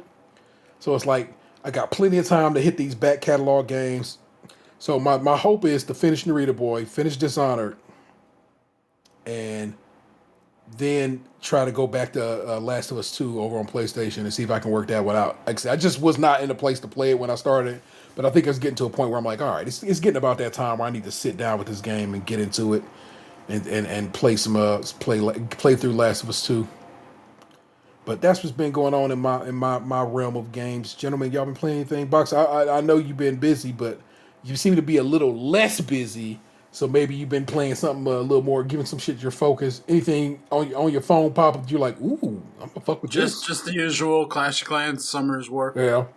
I looked at the Xbox the other day. I was like, maybe I should turn you on. And then I watched HBO instead. I love that you still have HBO, which was supposed to be canceled multiple times now. I decided to keep it since they're putting the direct-to movies on. Yeah. Like, when I saw, Kong vs. Godzilla was coming, I was like, I'll keep that. Yeah. And then I know, Space Jam's coming, Mortal Kombat's coming, so I'm incentivized to keep it because it's like the same cost I pay for a movie ticket anyway. Yeah. It's a good service, man. I really do enjoy it, and I can't knock it. And it's just, like I said, it ends up being like, okay, this works, you know? The only gripe I have about it is the platform is a little laggy and choppy on like the Amazon Fire Stick I have it on. Yeah. But like the service itself, like what it offers and stuff, it has some good stuff on it. Yeah. Yeah, it's just the laggy program that's still my only complaint. I just use it on the Xbox. I like that. I like that version of it. It works pretty well. So that's what I've been fucking I with. have to imagine there's a lot of like gooey shit going on with it. Mm-hmm. So like me running it off of a Fire Stick's probably not the best application for it. But Is it on your TV? Can you just is it like amongst the apps on your TV? you mean like on the TV itself? Yeah. Like I'm not watching it on a smart TV. Oh, okay. I Like thought all your TVs are smart TVs at this point. just the living room one. Oh, okay. I mean, I only have 2 TVs, and so like the living room one is, but it's an older smart TV from like 6 years ago. Yeah. And then the TV I'm watching in my bedroom, it's like a little like 20-some inch, TV that I got. Like it's nothing. Yeah. Well, hey, there you go. I mean, like it still plays the shit fine. sure. It's just like trying to scroll through the menus and stuff. It gets real laggy. The TV in our bedroom is an older smart TV at this point, and it really be like, I don't think I want to show you Netflix right now, guy. Like, come on, bro. There's a Chromecast plugged into it, so if anything, we just switch over to the Chromecast. But it's like then I'm streaming off my phone. It's like, you know what I'm saying? I'm trying to go to bed. I just want to watch a little Netflix before I fall asleep, dog. I'm not trying to. I've done that for a couple things because like the one group I'm subscribed to on Patreon, Yeah. sometimes they'll put up Patreon only YouTube videos. So it's not like something I could search through the YouTube app for. But when I pull it up on my phone, I could stream it over to the TV from my phone through like the Fire TV. Yeah. And like it always works out pretty well. Like there's never any lag with it or anything. Like the picture comes through pretty clear. Yeah. So like I do like I'm impressed by the ability of my phone to broadcast to my Amazon thing. Yeah. Especially since I never linked them in any way. It's like if as soon as I hit the button, the connection's just open. Yeah, I never had to verify nothing. Yeah, it's just over Wi-Fi. I find so if I'm like I support enough patrons at the Patreons at this point.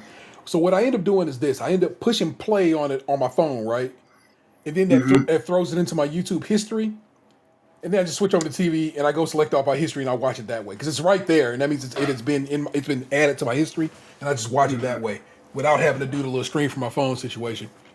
But I like the option. The option is there, and it's just nice to have it. So I'm with you on that. What you been racing some more? You been cars or anything else? No, I haven't been playing that, but I have been playing this game called Drop the Number on my phone. Huh? It's kind of like I prefer Drop the Soap. It's kind of like Tetris, but it's like different numbers of different values, like 2, 4, 8, 16, and like when you drop the number, it builds. It's a pretty fun game. Drop the number merge game, the #1 relaxing merge block number puzzle game for free. Yeah, it's good. It's pretty good. So I've been waiting around for this iOS update, which allows me to use the Series X controller or the PlayStation controller on the iPad or my phone. Now, I'm not gonna lie to you. Right now, I could just hook up my old Xbox One controller. It works fine, but I want my new controller to be hooked up to it because I don't know. I'm an idiot. But I have downloaded a large selection of games from Apple Arcade because I got like a free. I don't know how long. I want to say a year, but it may just be like 6 months of Apple Arcade. Mm-hmm. So I got a few games that's downloaded on there that I'm waiting to futz around with. But there's one of them called Fantasian. It's like basically like a Final Fantasy type game. But what it is, what's interesting about this particular game is they went and they instead of making computer models or whatever, they built like these beautiful dioramas, and they took high-res photographs of them from various angles and stuff like that there. So the background of your game is actually these beautiful high-res photos of these dioramas and models that they built.